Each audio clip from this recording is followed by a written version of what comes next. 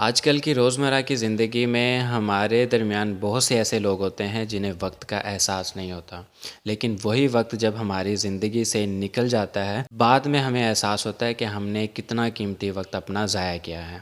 پہلے ہم اس وقت کی قدر نہیں کرتے، لیکن وہ وقت بار بار لوٹ کر نہیں آتا۔ ہماری زندگی میں بہت سے ایسے لوگ ہوتے ہیں جنہیں مہینوں کا، دنوں کا، سالوں کا کچھ پتہ ہی نہیں چلتا۔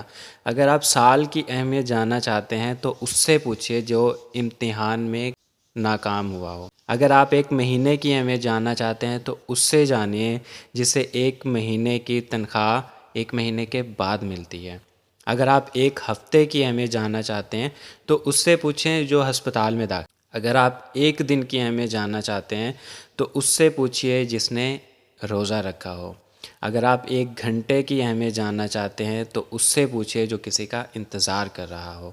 اگر آپ ایک منٹ کی اہمیت جاننا چاہتے ہیں تو اس سے پوچھیے جس کی ٹرین چھوٹ جائے۔ اگر آپ ایک سیکنڈ کی اہمیت جاننا چاہتے ہیں تو اس سے پوچھیے جو کسی حادثے سے بچ گیا ہو۔ ہر وقت کی بہت اہمیت ہے، بہت قیمتی وقت ہے ہمارا۔ زندگی کا بہترین تحفہ وقت ہے جو اللہ پاک نے ہمیں دیا ہے، چاہے تو ہم اسے انمول بنا لیں، چاہے تو ہم انہیں فضول کے کاموں میں ضائع کر دیں۔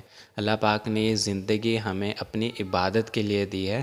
اللہ پاک کی جب ہم عبادت کریں گے تو ہم اگر نماز کا ترجمہ اگر ہم اٹھا کے دیکھیں نا کہ نماز میں ہم کیا پڑھتے ہیں تو ہمیں سمجھ آ جائے گا کہ ہم نماز میں ہم جتنی بھی دعائیں پڑھتے ہیں، آیتیں پڑھتے ہیں، وہ سب ہمارے لیے ہی ہوتی ہیں۔